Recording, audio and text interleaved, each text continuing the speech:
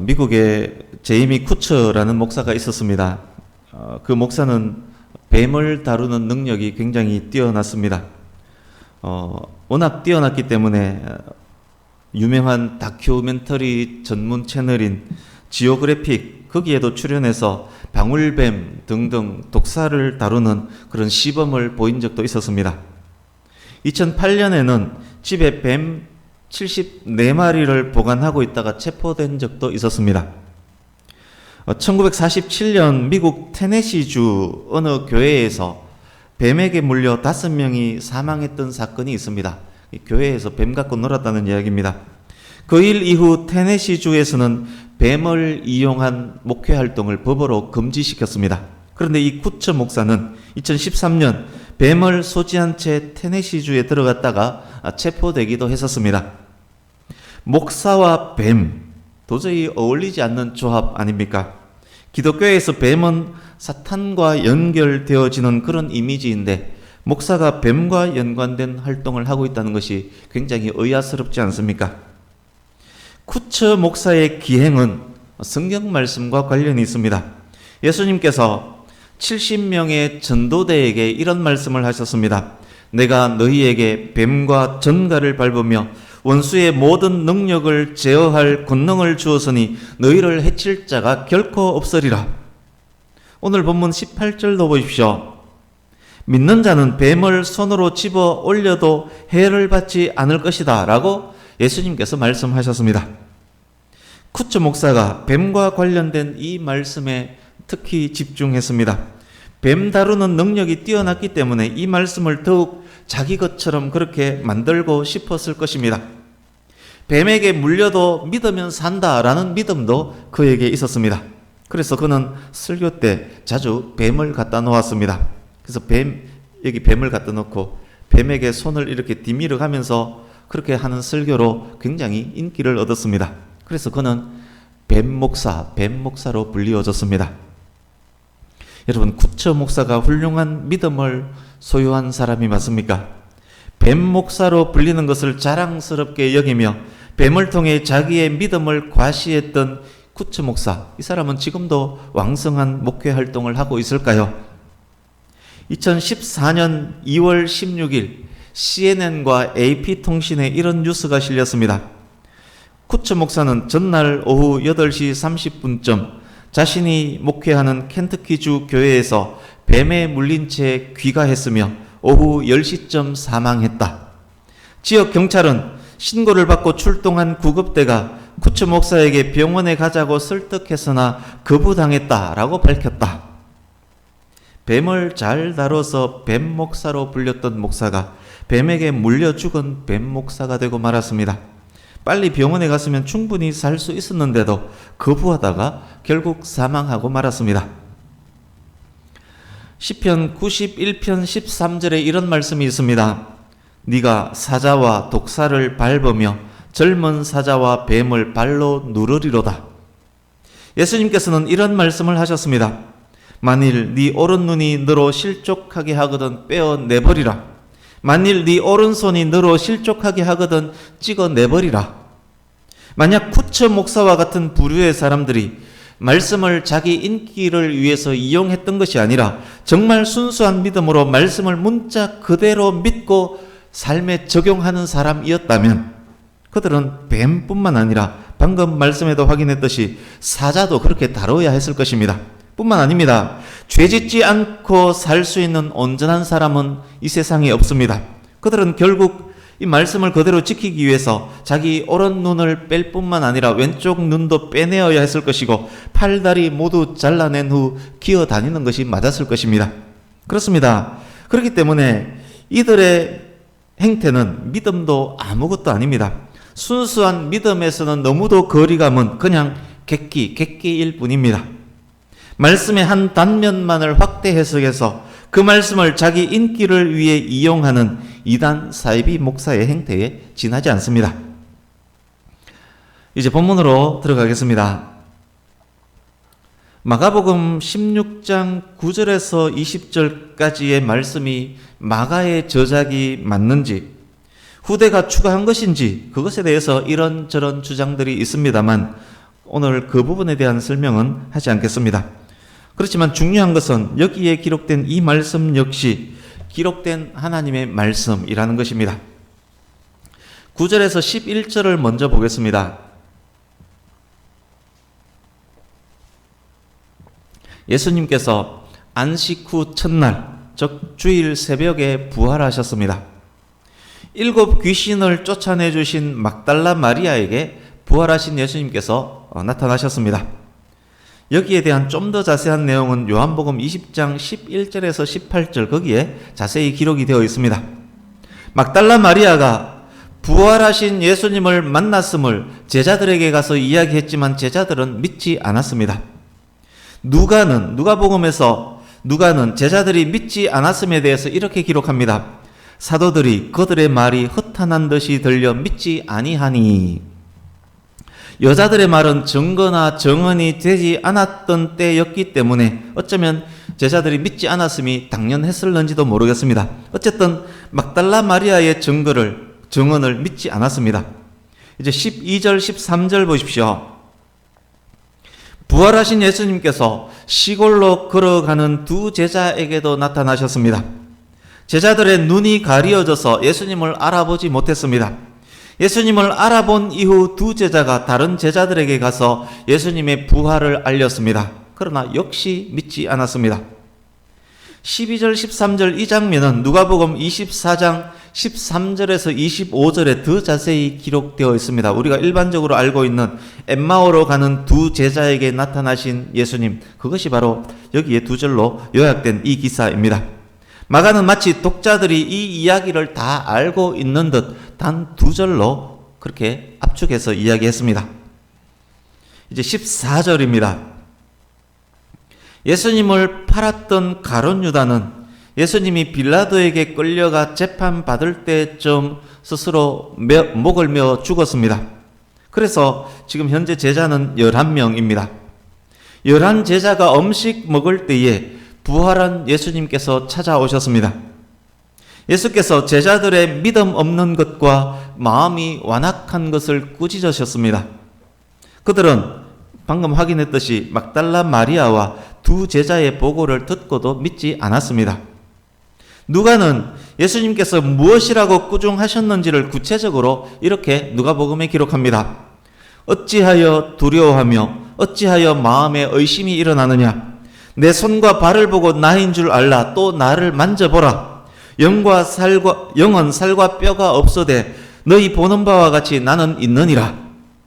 누가의 기록에 의하면 꾸중하신 후 못자국 난 예수님의 손과 발을 보여주셨고 또 부활하신 예수님이 영이 아니라 살과 뼈가 있음을 구운 생선 한 토막을 드시면서 직접 확인시켜 주십니다.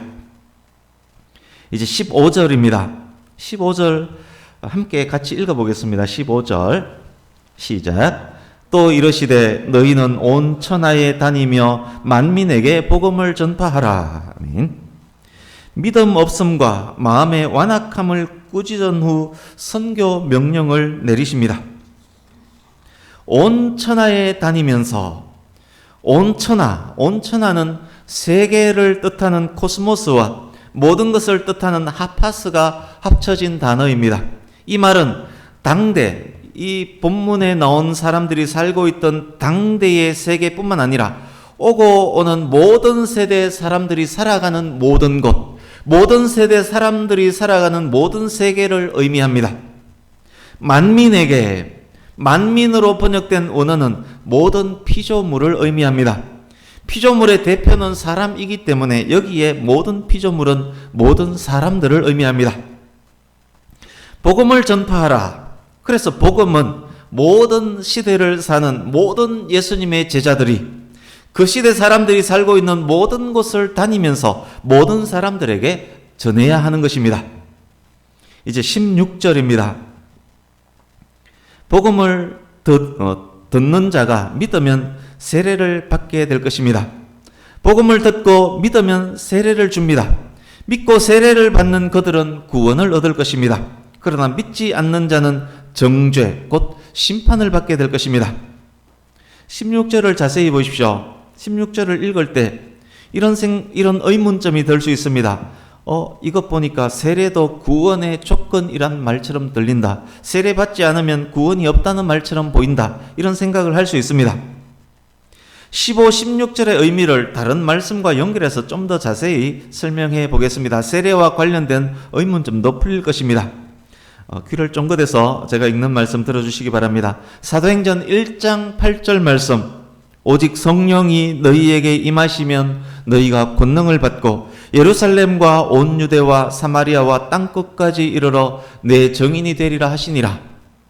디모데후서 4장 2절 말씀에 너는 말씀을 전파하라. 때를 얻든지 못 얻든지 항상 힘쓰라. 로마서 10장 10절 말씀, 사람이 마음으로 믿어 의에 이르고 입으로 시인하여 구원에 이르느니라. 고린도후서 5장 17절 말씀 같이 읽어보겠습니다. 주보 오른쪽 하단에 있습니다. 고린도후서 5장 17절 말씀 같이 읽습니다. 시작. 그런즉 누구든지 그리스도 안에 있으면 새로운 피조물이라. 이전 것은 지나갔으니 보라 새 것이 되었도다. 아멘. 방금 확인한 말씀 네 곳과 연결해서 본문 15, 16절을 해석하면 이런 말씀입니다. 모든 시대에는 여전히 이전 것으로 살아가고 있는 피조물들이 온 천하에 흩어져 살고 있다.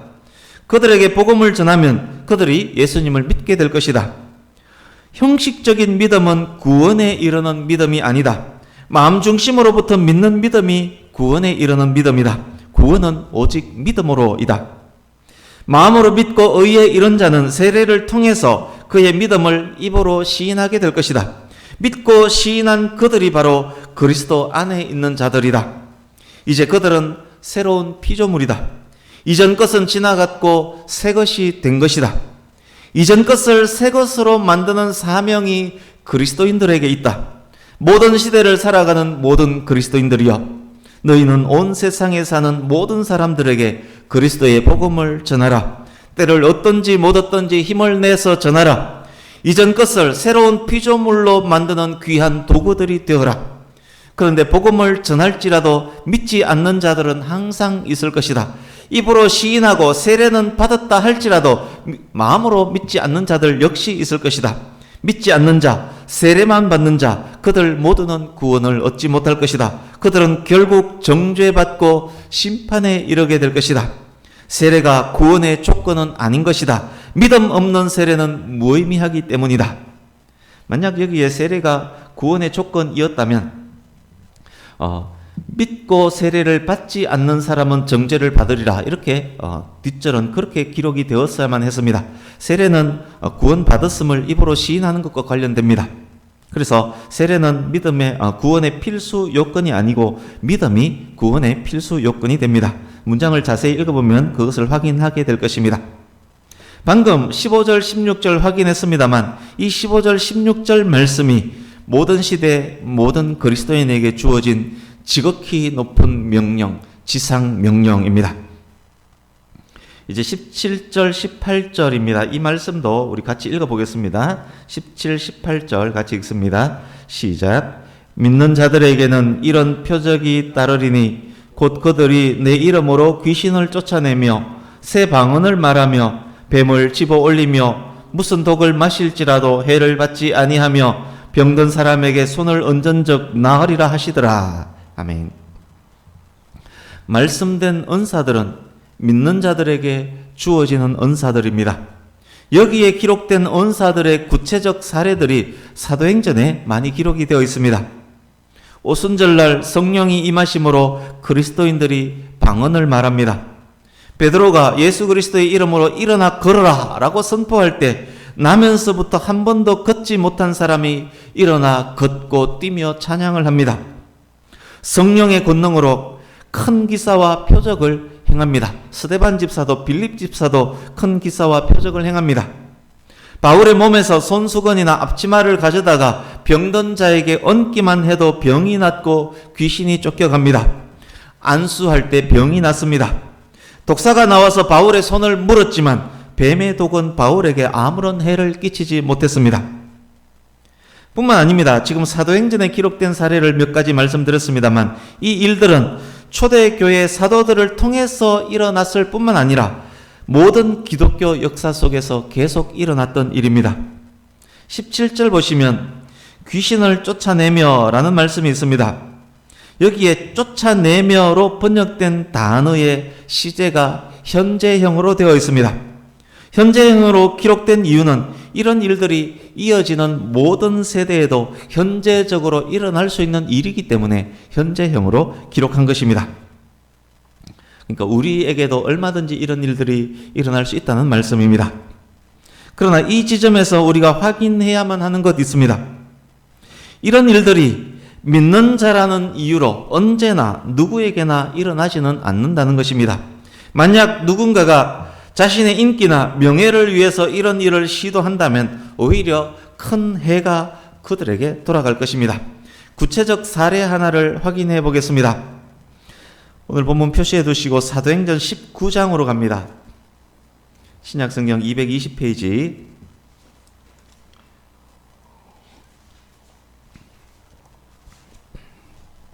사도행전 19장 11절 12절 이하를 한번 보십시오.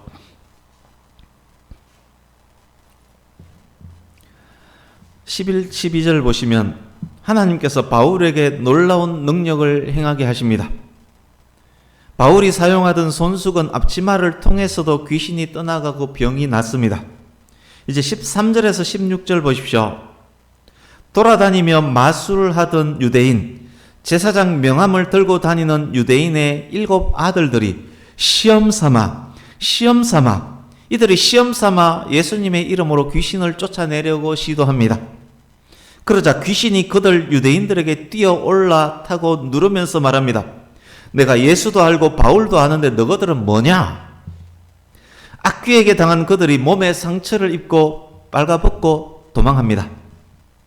서두에 제가 말씀드렸던 뱀 목사의 경우도 이런 경우입니다. 하나님은 업신여김을 받으시는 분이 아닙니다. 시험삼아 자기 인기를 위해 예수님의 이름을 함부로 사용하다가는 이런 큰 꼴을 다치게 되는 것입니다. 그런데 그럼에도 불구하고 교회사에 나타났었던 극단적 이단과 사이비들은 자기의 믿음을 과시하기 위해서 뱀을 잡기도 했고 독을 마시기도 했습니다. 그렇게 하나님을 시험삼아 그렇게 하나님을 업신여기다가 일찍 죽음을 맞이한 자칭 그리스도인들이 역사 이래 한둘이 아닙니다. 그렇게 죽은 사람이 한둘이 아닙니다. 이제 본문으로 가서 19절에서 20절입니다. 19절 20절 말씀은 사도행전 전체 말씀을 2개의 절로 요약했다라고 해도 틀리지 않는 구절입니다. 주 예수께서 예수님을 주 예수라 부르는 것이 사도행전과 바울 서신서에서는 자주 있는 일이지만 복음서에는 한 번도 나오지 않았습니다.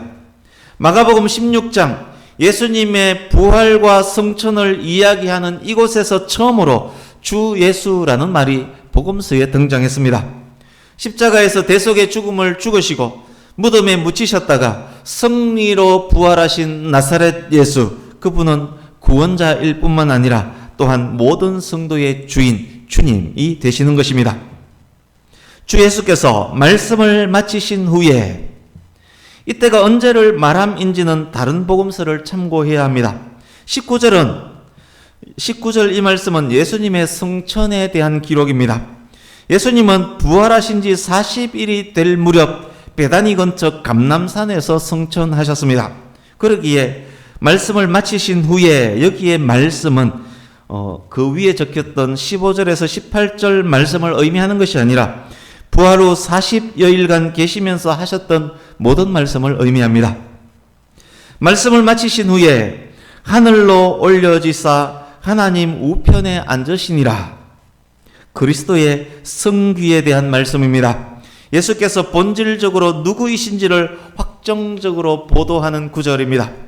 부활하신 예수님은 다시 죽지 않으셨습니다. 죽지 않는 몸으로 하늘에 올라가셨습니다.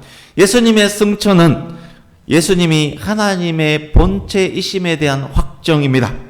구속사역을 완수하신 예수께서 경배와 찬양의 대상으로서 원래 자리로 올라가신 것입니다. 예수님께서는 하나님 보좌 우편에서 우주의 왕으로 우리의 주인으로서 우리를 다스리십니다.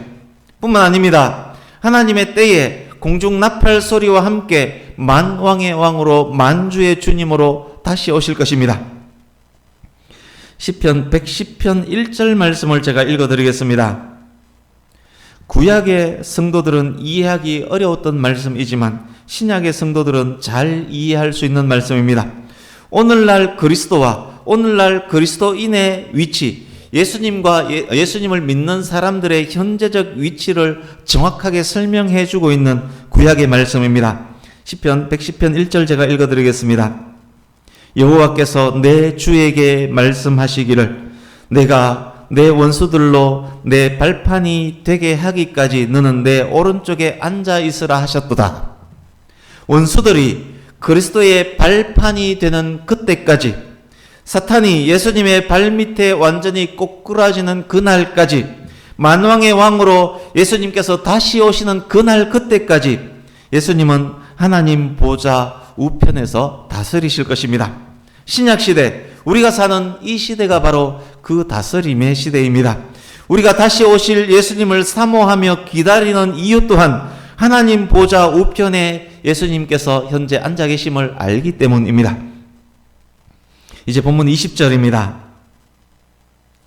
제자들이 나가 두루 전파할세. 12사도만 예수님의 제자가 아닙니다. 모든 그리스도인은 예수님의 제자들입니다. 예수님의 명령을 받은 모든 제자들이 예수님의 명령에 순종합니다. 나가서 어디까지 나갑니까? 15절을 같이 보시면서 들으시기 바랍니다. 나가서 어디까지 나갑니까? 온 천하에 다니며 만민에게로 나갑니다. 두루 전파할세. 무엇을 전파합니까? 복음을 전파합니다. 역시 15절에 기록되어 있습니다. 복음을 전파합니다. 복음의 핵심이 예수 그리스도입니다. 또한 예수 그리스도는 육신으로 오신 하나님의 말씀입니다. 복음을 전한다는 것은 곧 예수님을 전한다는 것이고, 예수님을 전함은 곧 하나님의 말씀을 전함입니다. 그렇게 전하니 주께서 함께 역사하사 주 예수께서 복음을 전하는 제자들과 함께 하십니다. 주 예수께서 보내신 성령님이 성도들과 함께 하십니다. 그러니 그 따르는 표적으로, 그러니 표적이 따릅니다. 주 예수께서 함께 하시니 표적이 막 따릅니다. 성령이 임하시니 권능을 받은 제자들에게서 표적과 기사가 일어나는 것입니다. 예수님의 이름을 위해, 하나님의 영광을 위해 복음 들고 세상에 나가니 표적이 일어나는 것입니다. 예수님의 이름으로 귀신을 내쫓고 새 방언을 말하며 뱀을 집어 올리며 독을 마실지라도 해를 입지 않으며 병든 사람에게 손을 얹으니 병자가 낫습니다. 이게 사도들 행전, 사도들의 행함과 전함, 사도행전의 역사이며 모든 시대 모든 제자들의 행전, 모든 제자들 행전의 역사입니다. 오늘날 저와 여러분에게도 일어날 수 있는 역사, 어쩌면 지금 이 순간도 일어나고 있는 역사입니다. 그 따르는 표적으로 이어지는 말씀 보십시오. 말씀을 확실히 정언하시니라. 말씀을 확실히 정언하시니라. 매우 중요한 말씀입니다. 여러분, 예수님께서 20절을 눈으로 보시면서 예수님께서 함께 하신 궁극적 이유가 20절을 통해서 무엇임을 알 수 있습니까? 표적을 행하도록 하신 목적이 결국 무엇입니까? 그렇습니다. 말씀을 확실히 정언하기 위함입니다.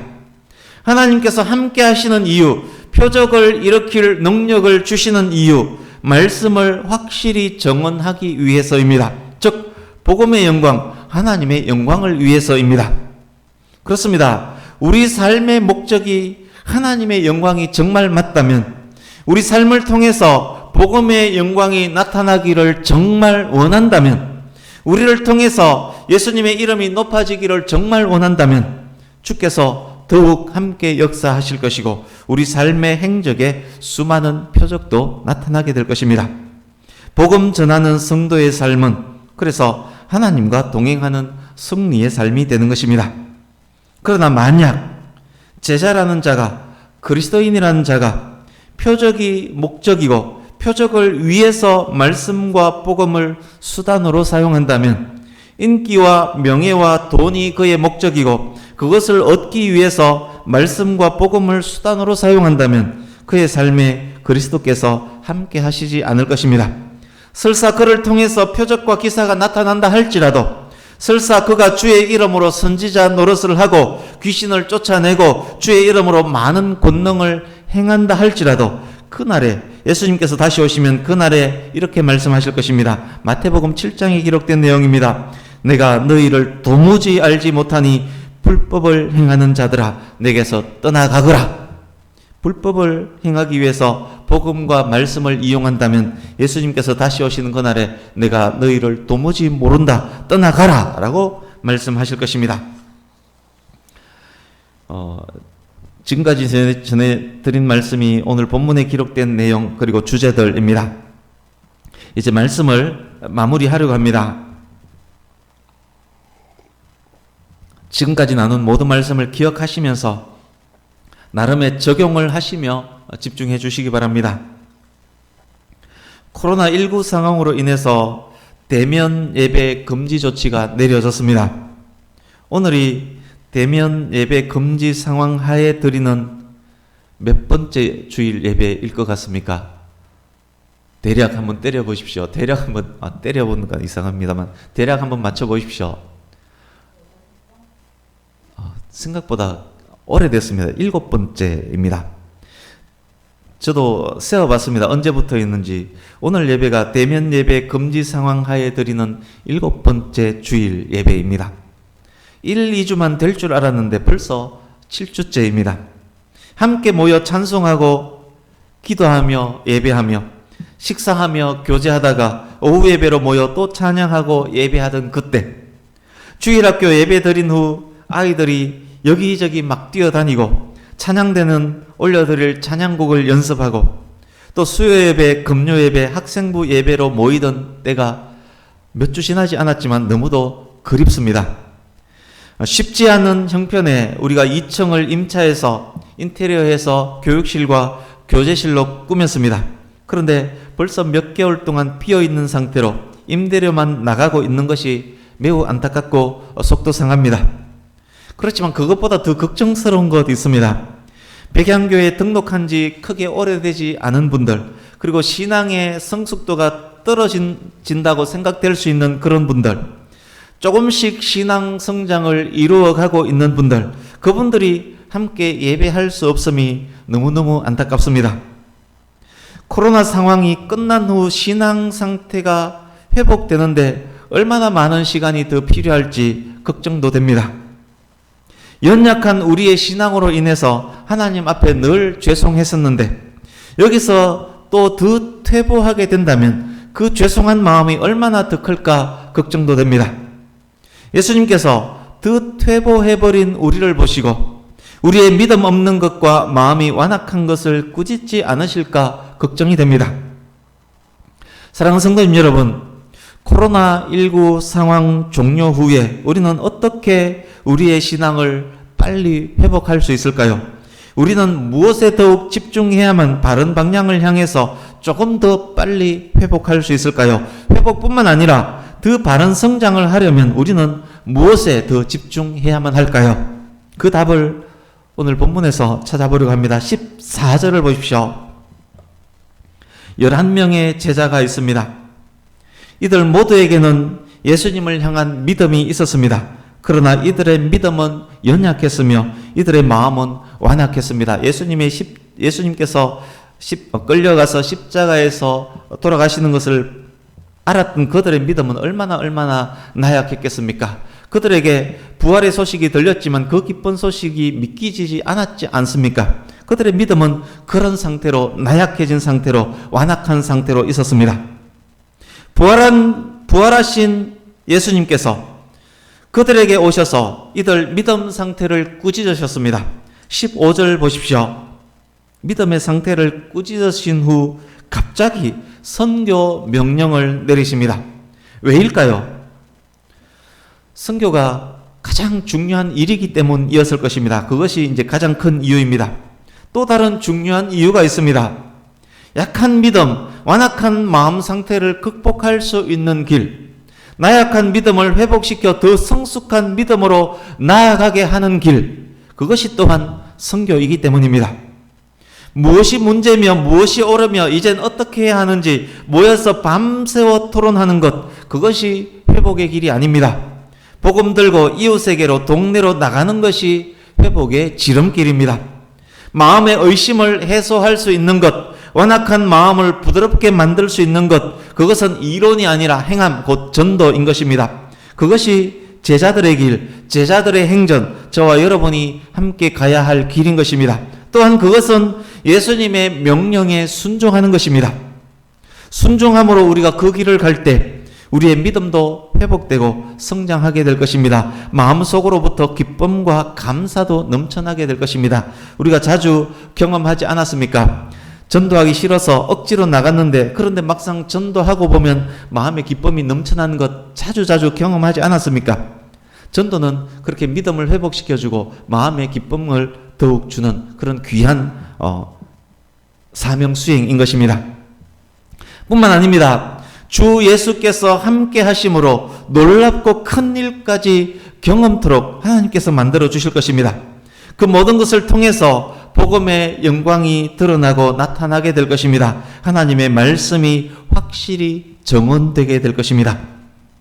말씀을 마칩니다. 사랑하는 성도님 여러분, 그러니 지금부터 미리 코로나 상황 이후를 위해서 기도로 준비하시기 바랍니다. 전도할 대상을 품고 더욱 기도하시기 바랍니다. 이웃과 동네, 나라와 백성들을 위해서, 대한민국 교회를 위해서 기도하시기 바랍니다. 하나님의 영광을 위해 살기를 더욱 노력하시면서 저와 여러분을 통해서 복음의 영광이 더욱 드러나고 나타날 수 있도록 더욱 기도로 준비할 수 있기를 바랍니다. 얼마나 기도할 시간이 많습니까? 얼마나 기도하기 좋습니까? 이 상황에 우리는 더욱 기도할 수 있기를 바랍니다.